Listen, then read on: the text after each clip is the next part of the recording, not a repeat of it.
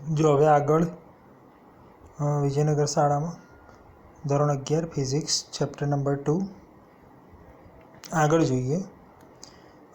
અગાઉ જે તમને એક પૂરક એકમોની વાત કરી હતી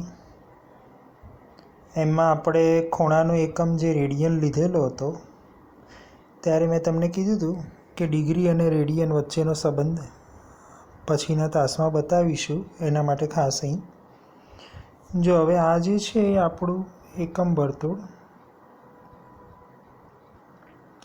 પહેલું ચરણ, બીજું ચરણ, ત્રીજું ચરણ, ચોથું ચરણ, ખૂણો 0, 90, 180, 270, 180 ડિગ્રી એટલે પાઈ રેડિયન થાય એ યાદ રાખો. એટલે 1 degree is equal to pi upon 180 radian. આ સંબંધ હંમેશા યાદ રાખો એટલે ડિગ્રીમાંથી રેડિયનમાં તમે બહુ સરળતાથી કન્વર્ટ કરી શકો. જેમ કે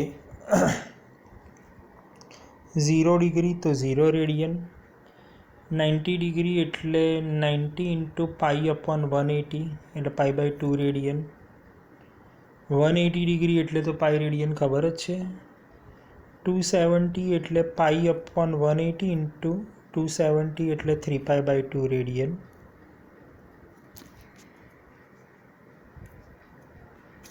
360 એટલે પાઈ અપોન 180 ઇન્ટુ 360 એટલે 2 પાઈ રેડિયન.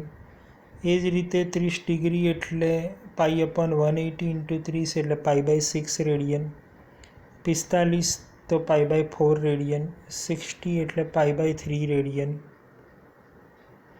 આ જાણીતા ખૂણાઓ મેં દર્શાવ્યા. તમે કોઈ પણ ખૂણા માટે 1 ડિગ્રી એટલે પાઈ અપોન 180 રેડિયન થાય એ સંબંધ જાણતા હો એટલે બહુ આસાનીથી શોધી શકો. ડિગ્રીથી નાનો એકમ છે minute. 1 degree is equal to 60 minute થાય.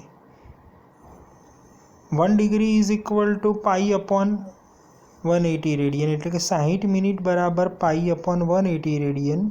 તો 1 મિનિટ ઇઝ ઇક્વલ ટુ કેટલા? તો 1 minute is equal to pi upon 180 into 60 radian. પાઈની કિંમત 3.14, 180 અને 60ની કિંમત મૂકશો એટલે લગભગ તમને 1.74 ઇન્ટુ 10⁻² રેડિયન જેટલું મળશે. ચોપડીનું ઉદાહરણ નંબર 2.1 છે. અચ્છા, મિનિટથી નાનો એકમ છે second. 1 minute is equal to 60 second. આજે ડબલ લીટી કરો એટલે સેકન્ડની સંજ્ઞા આવી. એટલે 60 second is equal to pi upon 180 into 60 radian. તો 1 second equal to how much? એટલે પાઈ અપોન 180 ઇન્ટુ 60 ઇન્ટુ 60 બધી જ કિંમત મૂકી દેશો એટલે તમને જવાબ મળશે લગભગ 4.85 ઇન્ટુ 10⁻⁻6 રેડિયન આવશે. ફરીથી એકવાર કહું છું, અહીં લખ્યું પણ છું. 1 degree is equal to pi upon 180 radian. આમાં તમે કિંમત મૂકી દેશો પાઈ અને 180 એટલે જવાબ હશે 1.72 ઇન્ટુ 10⁻74 જેવું, 10⁻² રેડિયન. તમે મિનિટ માટે મૂકશો તો 1 minute is equal to pi upon 180 into 60. આમાં પાઈની 180 60ની કિંમત મૂકશો એટલે જવાબ આવશે લગભગ 2.85 ઇન્ટુ 10⁻⁴ રેડિયન. અને આની અંદર મૂકશો 1 સેકન્ડવાળામાં એટલે જવાબ આવશે લગભગ 4.85 ઇન્ટુ 10⁻⁶ રેડિયન. રાઈટ, તમે જવાબ મૂકશો એટલે એક્ઝેક્ટ આંકડો પકડાઈ જશે. ઉદાહરણ નંબર 2.1 છે. બાકી ડાયરેક્ટ આ યાદ રાખો તો એ ચાલે, આ કિંમત યાદ રાખવાની જરૂર નથી. સારું, પછી લંબાઈના જે જુદા જુદા પ્રકારના માપનમાં આપણે નાના માપનની વાત તો હું તમને ચોપડીમાંથી જ સમજાવી દઈશ, બહુ ખાસ છે નહીં. પણ જે મોટા માપનની વાત છે, લાંબા અંતરનું માપન કેવી રીતે કરવું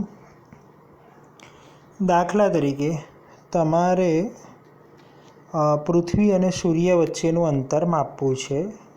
લાંબા અંતરના માપનની વાત ચાલે છે.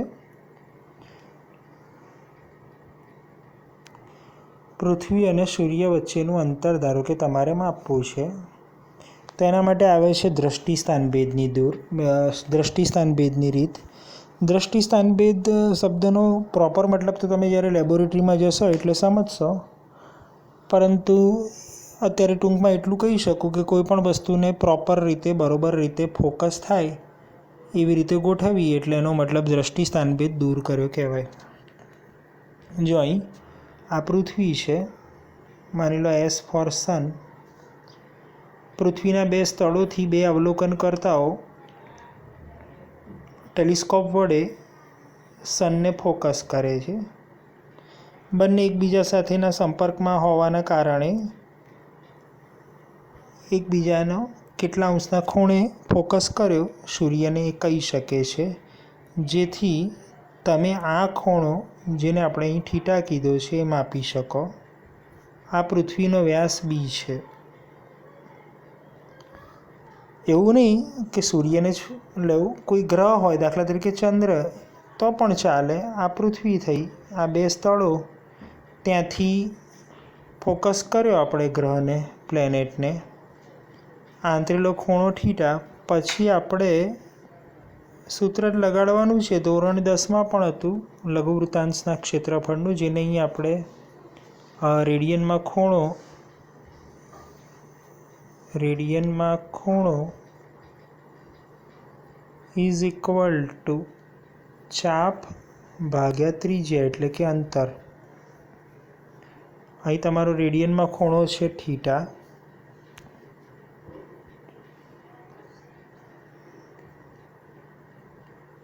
તમે ગ્રહને કેન્દ્રમાં રાખીને આમ કાલ્પનિક વર્તુળ વિચારો. અહીં બતાવું,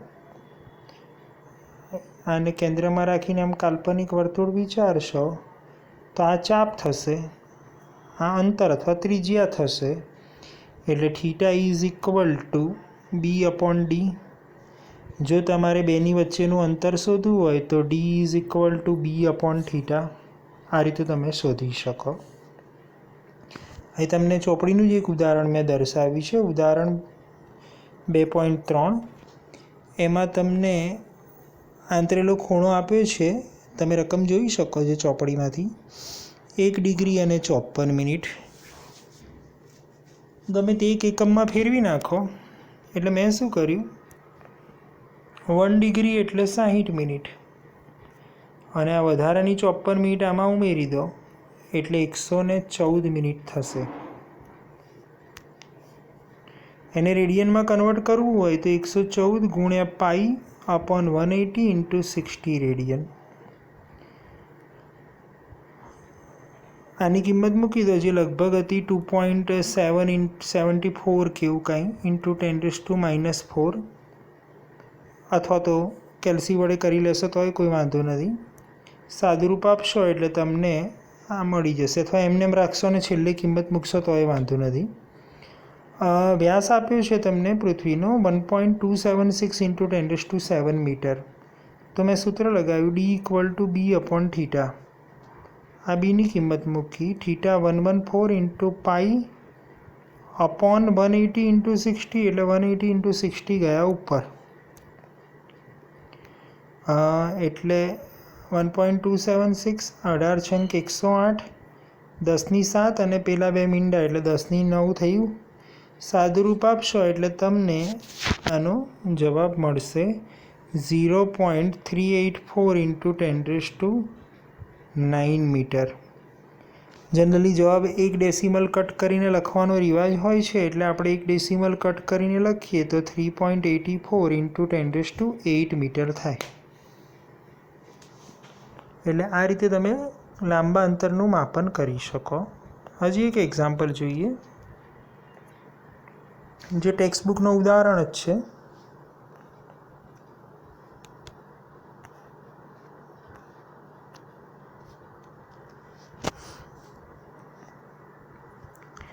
જો હવે એમાં તમને ખૂણો આપ્યો છે 1920 સેકન્ડ ખૂણો આપ્યો છે 1920 સેકન્ડ. હવે તમારે થીટા શોધવો હોય, તમારે આની અંદર એવું છે કે અંતર આપેલું છે અને વ્યાસ શોધવાનો છે. એટલે ડી આપ્યું છે 1.496 × 10⁻11 મીટર, રાઈટ. અને બી શોધવાનું છે. Theta equal to B upon D આપણને સૂત્ર ખબર છે, એટલે B equal to theta into D. Theta 1920, D સેકન્ડને કન્વર્ટ કરવા માટે આપણે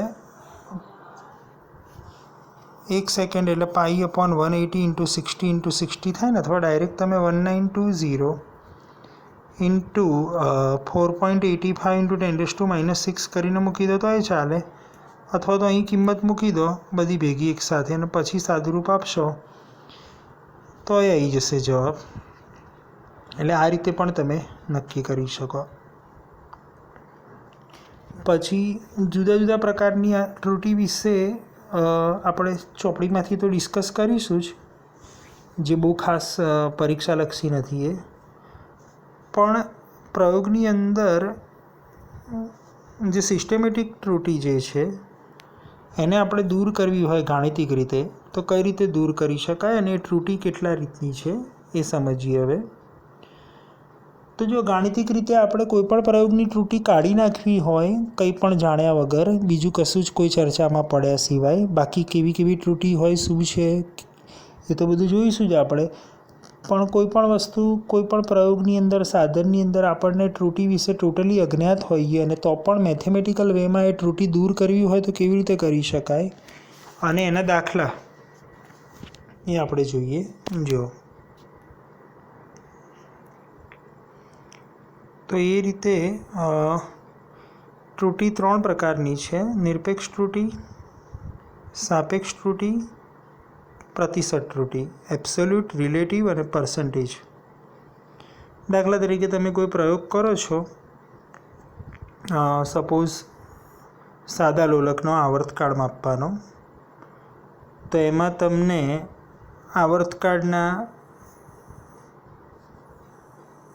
એટલે એક ભ્રમણ પૂરું, એક દોલન પૂર્ણ કરવા માટે લાગતો સમય, એના તમે 5 રીડિંગ લો છો: 2.63, 2.56, 2.42, 2.71, 2.80. આ પ્રકારની ગાણિતિક ત્રુટિમાં શું કરવાનું, તમારે સિમ્પલી જેટલા પણ અવલોકન છે બધાની સરેરાશ લઈ લો. સરેરાશ એટલે ખબર છે ને મિત્રો, દરેક અવલોકનોનો સરવાળો ભાગ્યા અવલોકનોની સંખ્યા, એટલે T1 + T2 + T3 + T4 + T5/5. બધાનો સરવાળો ભાગ્યા 5 કરશો એટલે આ જવાબ આવશે, લગભગ 2.62 સેકન્ડ જેટલો. ક્લિયર? પહેલું સ્ટેપ, જેટલા પણ અવલોકન છે એની સરેરાશ લઈને એને એક સંજ્ઞા આપી દો. અહીં આવર્તકાળ છે એટલે મેં ટી સંજ્ઞા આપી. સારું. હવે દરેક અવલોકનોની વ્યક્તિગત ત્રુટિ શોધવા માટે શું કરીશું આપણે, ત્રુટિને ડેલ્ટા વડે સંજ્ઞા વડે દર્શાવું. ડેલ્ટા T1 એટલે T1ના અવલોકનની ત્રુટિ, એ રીતે delta T2, T3, T4, T5. તમારે દરેક અવલોકનને આ ટીમાંથી એટલે સરેરાશમાંથી બાદ કરવાનું છે. જવાબ માઇનસ આવે તો એ પ્લસ કરી દેવાનો, ખાલી તમારે ડિફરન્સ જ લખવાનો એ, એટલે મેં મોડ્યુલસ કર્યું છે. એટલે 2.62માંથી આ 2.63 બાદ કરો એટલે 0.01, 2.56 બાદ કરો 0.06, એ જ રીતે 2.42, 0.20. આમ દરેક અવલોકનને ટીમાંથી બાદ કરશો એટલે આ રીતે જવાબ મળે આપણને. બરાબર છે? ડેલ્ટા T1 મળ્યું, ડેલ્ટા T2 મળ્યું, ડેલ્ટા T3 મળ્યું, ડેલ્ટા T4, ડેલ્ટા T5. હવે આ બધાની સરેરાશ શોધવાની. એ બધાની સરેરાશ શોધશો, વ્યક્તિગત અવલોકનોની જે ત્રુટિ છે એની સરેરાશ તમે શોધશો, એ જે તમને મળશે એ તમારી નિરપેક્ષ ત્રુટિ થશે દોસ્તો. જો અહીં delta T1 + T2 + delta T3 + delta T4 + delta T5/5. સરવાળો 0.54/5 એટલે 0.11 સેકન્ડ આવે છે. એ તમારી નિરપેક્ષ ત્રુટિ થઈ. ક્લિયર? છેલ્લો જવાબ લખવો હોય તો આ રીતે લખાય કે ભાઈ અવલોકન 2.62 પેલું જે સરેરાશ હતું એ, પણ એમાં 0.11 સેકન્ડની ત્રુટિ હોઈ શકે. એટલે 0.11 સેકન્ડ જેટલો વધારો કે ઘટાડો પ્લસ કે માઇનસ હોઈ શકે. જો તમારે સાપેક્ષ ત્રુટિ શોધવી હોય તો નિરપેક્ષ ભાગ્યા સરેરાશ અવલોકન કરો ΔT/ΔT એટલે તમને સાપેક્ષ ત્રુટિ મળે. પર્સન્ટેજ શોધવું હોય તો આને 100 વડે ગુણી નાખો એટલે પ્રતિશત ત્રુટિ મળી જાય. બીજો દાખલો, ધારો કે તમારે કોઈ લંબાઈ માપવાની છે. તમારે આવા રીડિંગો હોય 10.20, 10.40, 10.10, 11 અને મેથેમેટિકલ ત્રુટિ નક્કી કરવી છે રફલી. તો દરેકની સરેરાશ લઈ લો એટલે બધાનો સરવાળો ભાગ્યા 4 તો લગભગ 10.425 એટલે 10.42 ગણો સેન્ટીમીટર. હવે એમાંથી દરેક અવલોકનોને બાદ કરો એટલે ΔL1, ΔL2, ΔL3, ΔL4 મોડ્યુલસમાં એટલે જવાબ માઇનસ આવે તો બી પ્લસ. પછી આ 4ની સરેરાશ શોધો. આ છે જુઓ, એનો જવાબ આવે 0.28 તો એ તમારી થઈ નિરપેક્ષ ત્રુટિ દોસ્તો. કઈ ત્રુટિ થશે? નિરપેક્ષ. એટલે અંતિમ જવાબ લખવો હોય તો L ± ΔL.